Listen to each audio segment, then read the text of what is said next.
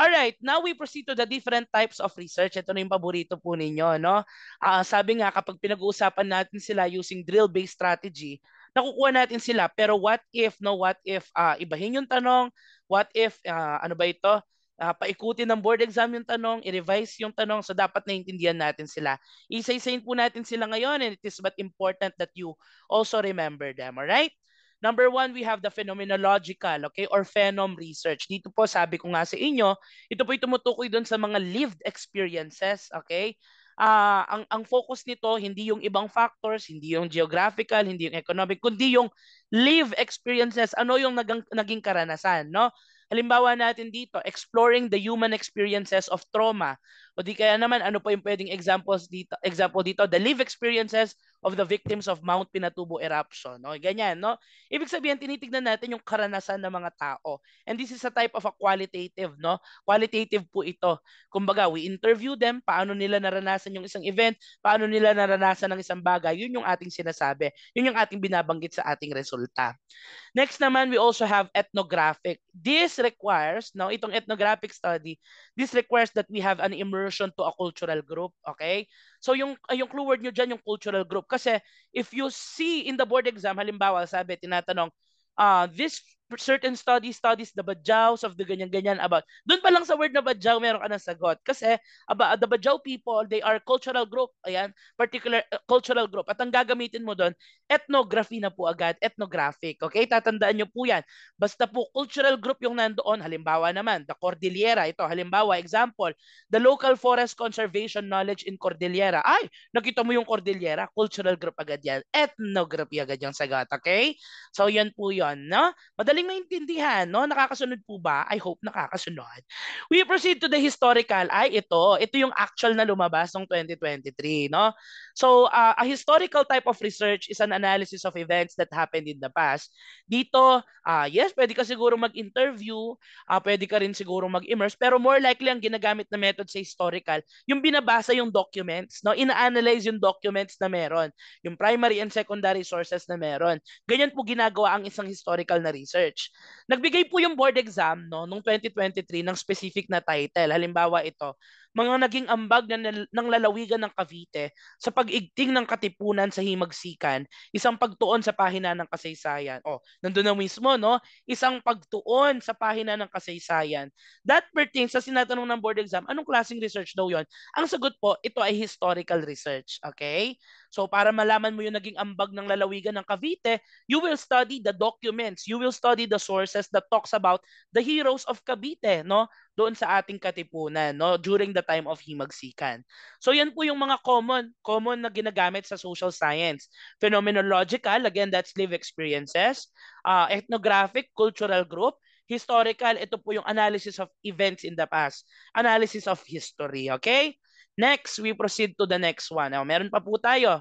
Meron po tayong case study. Dito po ang keyword natin, in-depth analysis. Kapag po pinag-aaralan natin yung isang particular na tao, halimbawa, in an in-depth way, no? O di kaya yung isang institusyon, o di kaya isang school in an in-depth way, malalimang pagtalakay, that is a case study.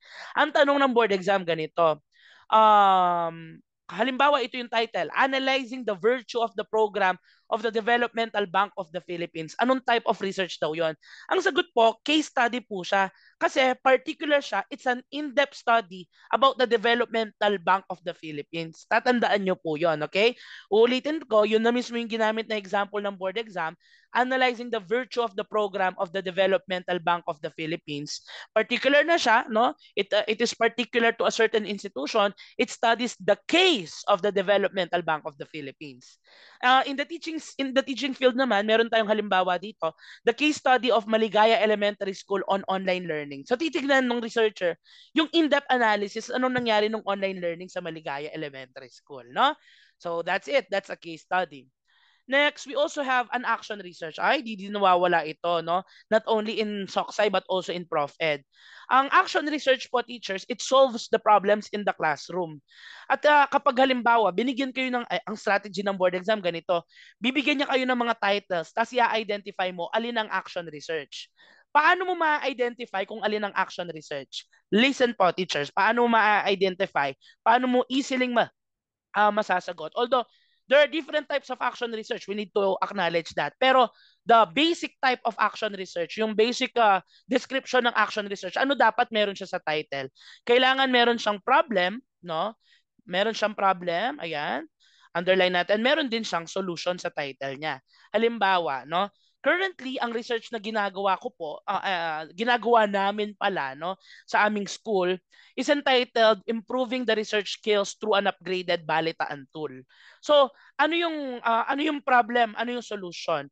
Actually, kung makikita natin, no, yung problem dito, yung research skills, okay? Mayroong problema sa research skills. Yun yung gusto naming i-identify. Ngayon, paano namin siya isosolve using an upgraded balitaan tool? Okay? Yun po yun. There's a problem, there's a solution. Or rather, there's a situation, there's a solution on how to improve it. No? So again, no, improving the research skills through an upgraded balitaan tool, yan po ay isang action research. Ano po yung halimbawa? Ayan, kunwari, ano ba ito? Improving the mathematics performance. Ayan. Improving the mathematics performance of the students through differentiated instruction. Ano po yung problema doon? Yung mathematics performance. Ibig sabihin, or rather, saan po may problema doon? Sa mathematics performance.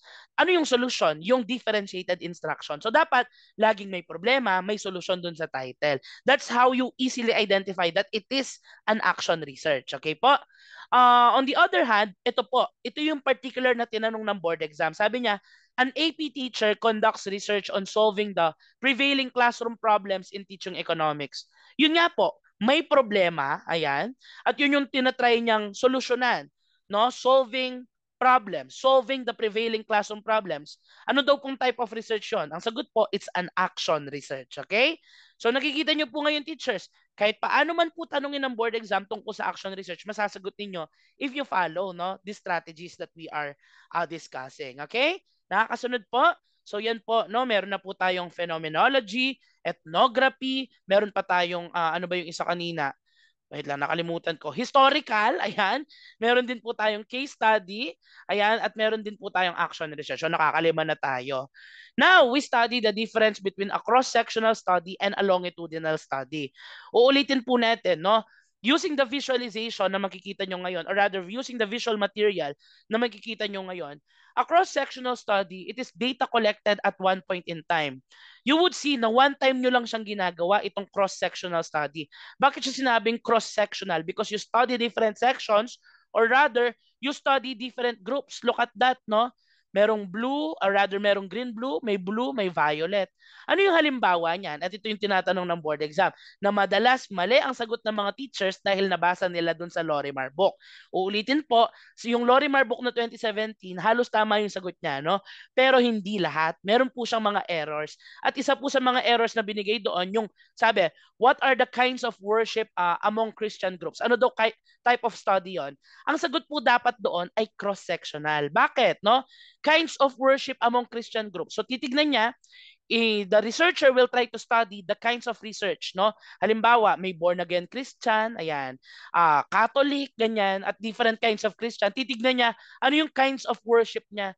So that is a cross-sectional study because that is data collected at one point in time among different groups. Uulitin ko po, no? Again, when you collect data at one point in time among different groups, that's what you call a cross-sectional study.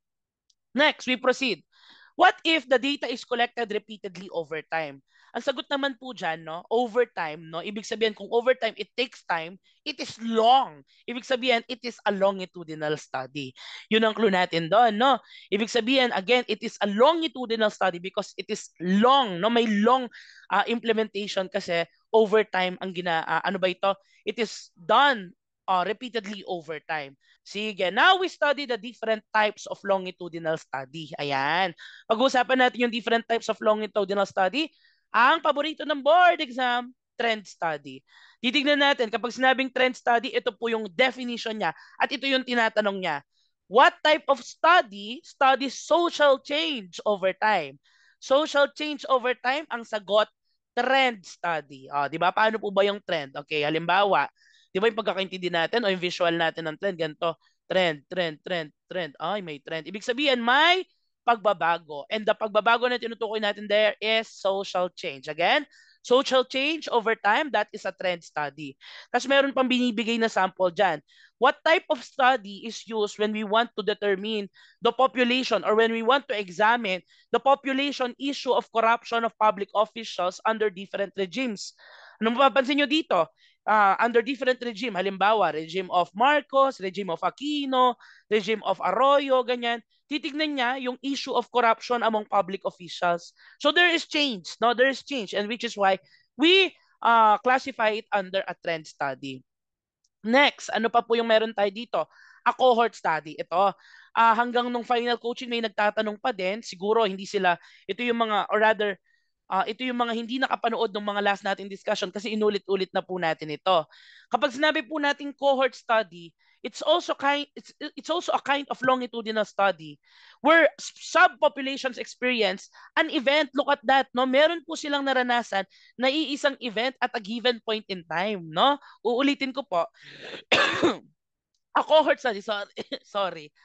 A cohort study, it is a type of longitudinal study. Pero yung mga sinusurvey niya, yung mga ini-interview niya, o yung mga pinag-aaralan niya, yung mga taong nakaranas ng isang event. At yung always na lumilitaw sa board exam, no?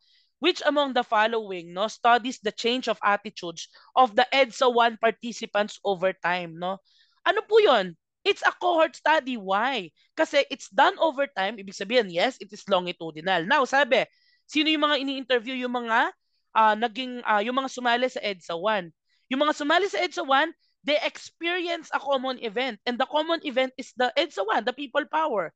Then after years, pag-aaralan, no, yung change sa attitudes nila, that is what you call a cohort study. So again, kapag EDSA 1 po ang tinatanong, cohort po, no? Tatakgurong Pinoy, EDSA pa lang yung nakikita, sagot agad cohort. Di ba? And then next, we also have a panel study. Dito po sa panel study, there's repeated observations measured, or rather, repeated observations measured at different points in time. Hi, wait lang, nakakalito, bakit parang parehas lang siya ng longitudinal tsaka trend? O, tama po yan, no? Magkakaroon ng kalituhan. Now, since nandito kayo sa Gurong Pinoy, dapat madali niyong may intindihan. Ano pong pinagkaiba ng trend tsaka panel study? Because they are almost similar. They study change over time, di ba? Pero makita natin sa trend study, social change talaga yung term na ginagamit. Studying social change over time, trend study. Dito makikita natin, repeated observations measured at different points in time, which may also probably change. It's a panel study. Ano yung key, ano ba ito, clue ninyo para malaman kung trend siya or panel siya? Trend siya kapag different yung respondents niya. Panel study siya kapag same yung respondents niya. Ay, paano yon? Makikita nyo dito, halimbawa, sa trend study, sabi, population issue of corruption of public officials under different regimes. Tanong, no, halimbawa, yung mga public officials na tinanong mo, yung mga public officials na sinurvey mo, in-interview mo, pinag-aralan mo, nung panahon ng dating Pangulong Marcos, yung matanda, same lang ba sila doon sa public officials ni Aquino? Same lang ba sila ng public officials ni Arroyo, no? Ibig sabihin, hindi po, no, hindi po. They are different respondents. They measured social change over time. They measured change over time, no? But they have different respondents. Unlike in a panel study. Sa panel study po, same respondents lang. Halimbawa, ganito, magse-select ako, sige na nga, ang Toro family, kunwari, kunwari, ang Toro family ang pipiliin kong respondent, so i-interview, no? Ang gagawin ko, ang Toro family, interviewin ko kayo ngayon. Tapos, next year, babalikan ko kayo, no? Para interviewin ko kayo ulit. Ibig sabihin, no? Overtime na nangyayari, yearly nangyayari. Halimbawa ako, yan, 2024, in-interview ko sila. 2025, in-interview ko sila. 2026, in-interview ko sila. It happens over a period of time, but we have the same respondents. It's the Toro family, okay? Ulitin ko, trend study, we have different respondents. Panel study, we have same respondents. Okay po ba?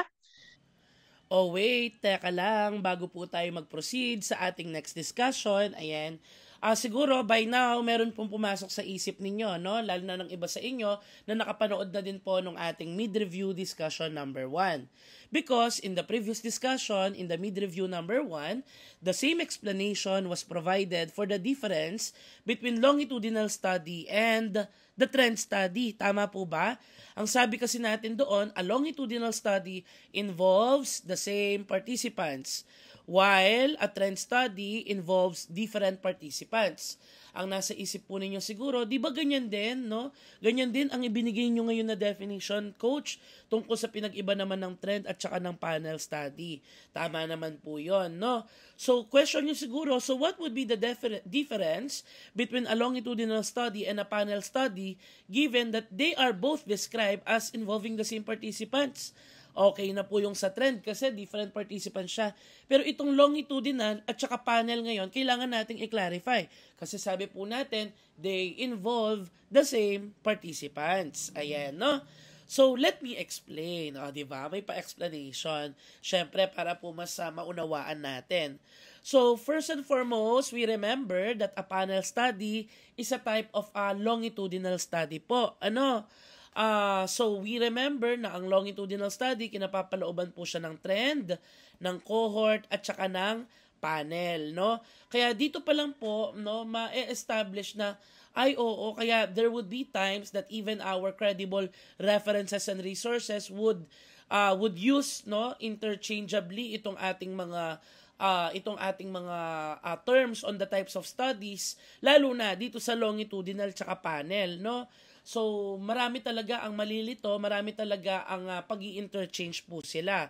A good example would be this one. Tignan nyo, no? Talagang longitudinal panel ang ginamit na term. So, magkita natin na halos talagang parehas, no? Halos talagang parehas ang mga ito. They involve the same participants. But for the purpose of discussion and of course, no, para halimbawa magbigay ng example ang board exam, mas alam po nating atakihin, i-explain ko po ngayon, okay?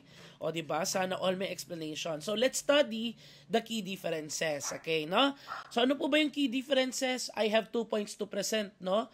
So yung number 1 dyan, ito po, in terms of sample consistency. Doon po sa selection natin ng participants, no? And then of course, sa consistency, kung sila nga po ba yung interviewin natin along the years. Sa longitudinal study, it may or may not use the same individuals throughout the study. While we mentioned na same ang participants sa longitudinal study, we see from these descriptions that there would be variations.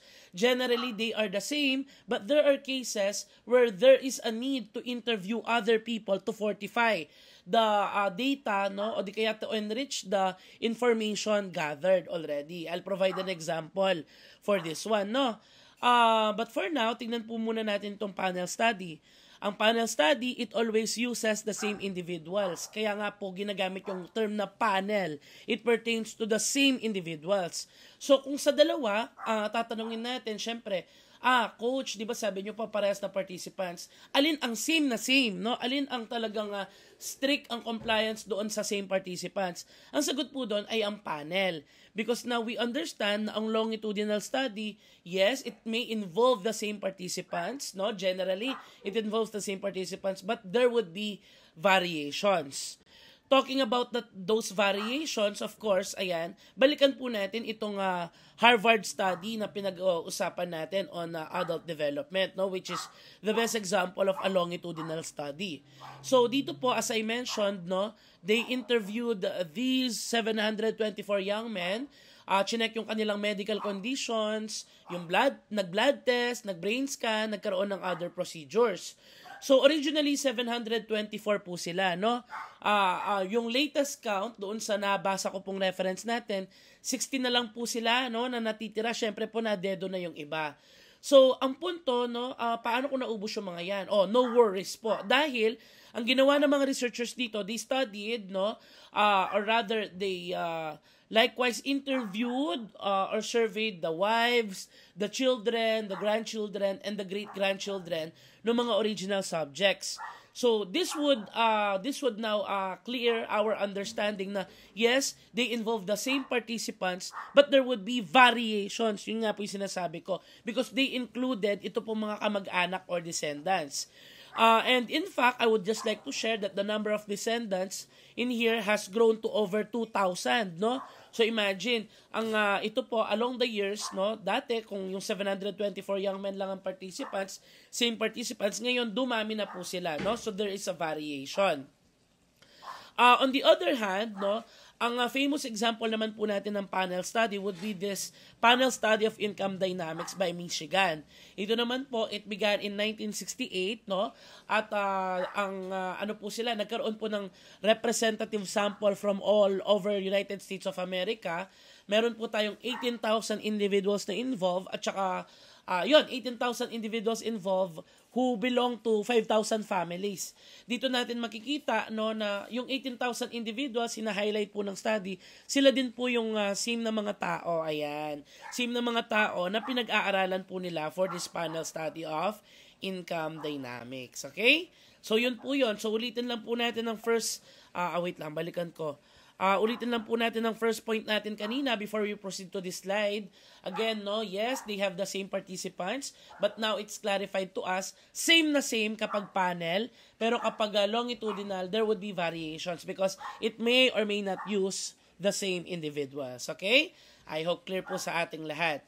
Next, ito na po yung second point natin in terms of focus.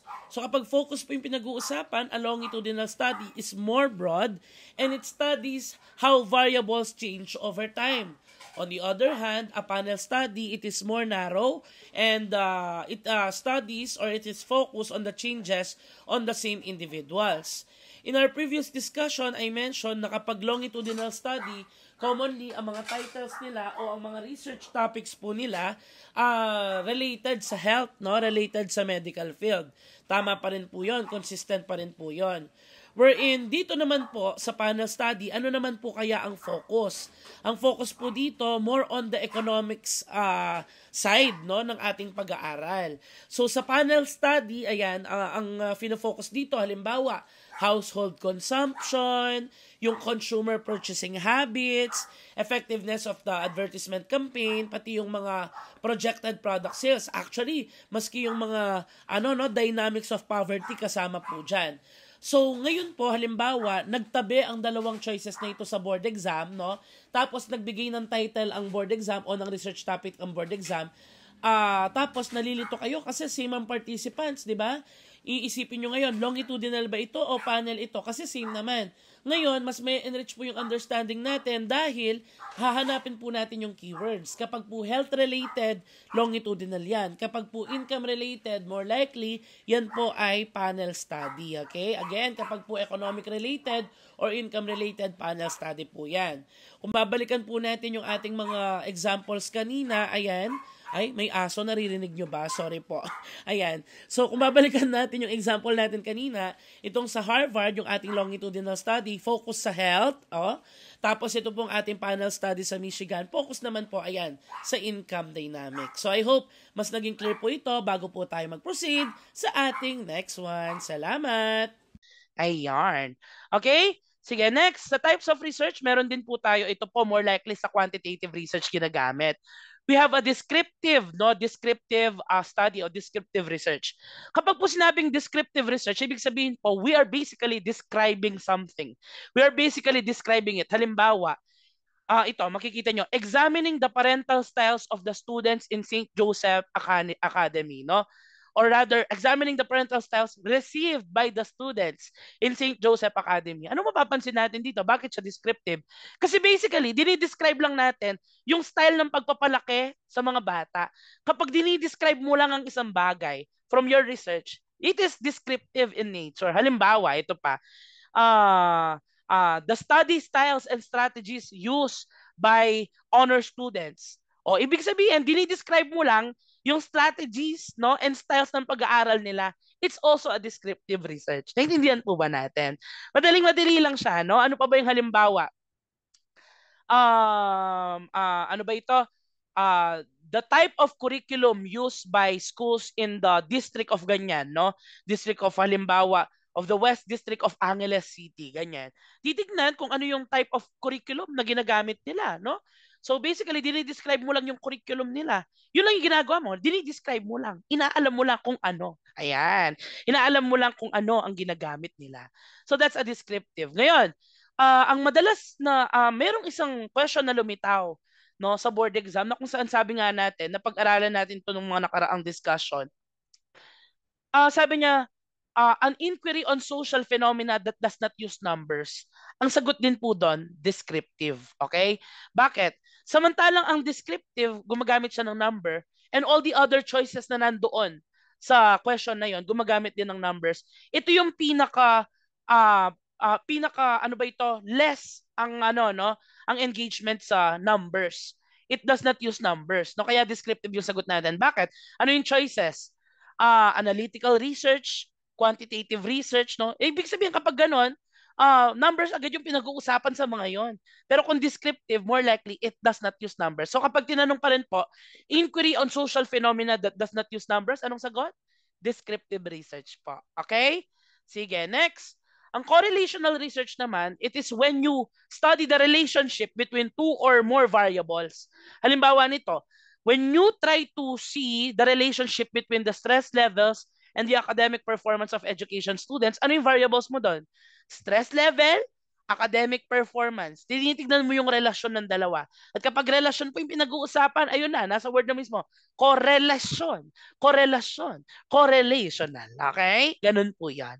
Next, ang experimental type of research, the impact of differentiated instruction to araling panlipunan learners. Ayan. Ito yung halimbawa niyan, impact of differentiated instruction to araling panlipunan learners. Ang tanong niya nila, teka lang, parang may kapareha siya kanina, action research. Tama po, no? Tama po 'yung naiisip ninyo. So, wag po kayong mag-aalala pagdating naman ng board exam, di naman pinagpapantay nung board exam writer yung experimental tsaka action sa iisang tanong, no? Hindi niya pinagpapantay. Pero this is to say that most likely, no, if you will try to observe anong type of design yung ginagamit ng mga action research, no? Ang ginagamit nila more likely is experimental, 'di ba? Ayan, bakit? An experimental study based on the question of the board exam pala, ang tanong ng board exam, which among the following is concerned with the cause and effect relationships? Ang sagot po doon, experimental. Okay? Bakit? Ano po yung cause? It's the independent variable. Ano po yung effect? It's the dependent of variable. No? So, halimbawa, magbigay tayo ng example. The effect of sunlight, ayan, the effect of, or rather, sige. The use of sunlight and artificial light in growing Vigna radiata. Ay, ano yung Vigna radiata? Munggo plant. Ganun lang yon, no? So again, the use of sunlight and ano ba ito? Artificial light in growing a mungo plant.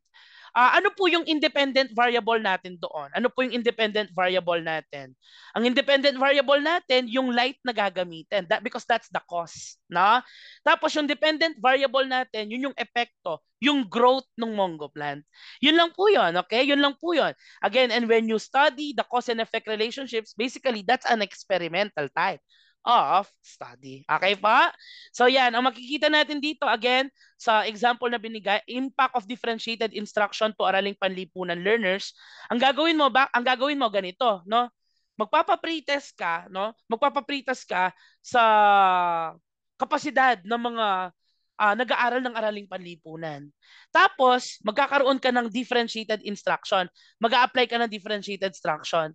After that, magpo-post test sila. Titignan mo ngayon, nagkaroon ba, no? Nagkaroon ba ng pagbabago dun sa performance nila? And that is already an experimental type of research. Okay? Ganun po yun. Okay? There's a cause and there's an effect. That's experimental. Ngayon, isa sa mga nakikita ninyong choices, no?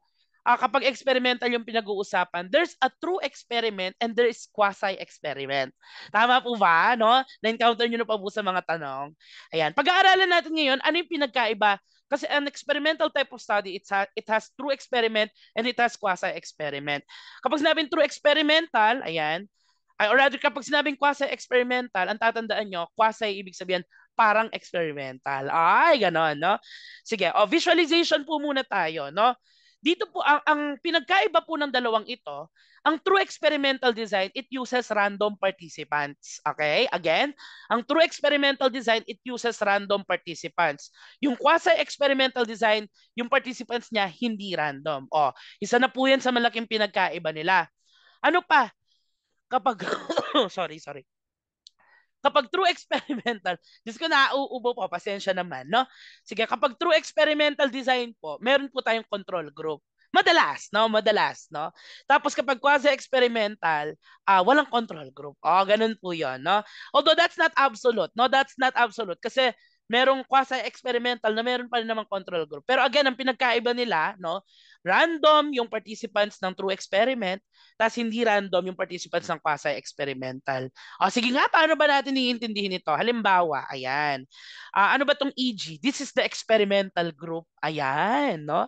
Tulad ng halimbawa kanina dun sa binigay natin na example, differentiated instruction for araling panlipunan learners. Ang ginawa mo, nagpa-pretest ka sa experimental group, no? Nagpa-pretest ka sa kanila para malaman mo yung performance nila, tapos nilagyan mo ng intervention. Itong X na ito yung intervention. Ibig sabihin, ito yung differentiated instruction. After nilang mag-pretest, magkakaroon sila ng differentiated instruction na i-apply ng teacher researcher. After nun, after magbigay ng differentiated instruction, magpo-post test po sila. Yung experimental group, no, yung experimental group, magpi-pre-test, makaka-receive ng differentiated instruction mula kay teacher, magpo-post test, no? At yung participants niya, random. That's true experimental design. Ano pa yung nagpapa-true experimental? Kasi there is a control group. Anong ibig sabihin natin sa control group? Ito yung grupo na hindi natin bibigyan ng differentiated instruction.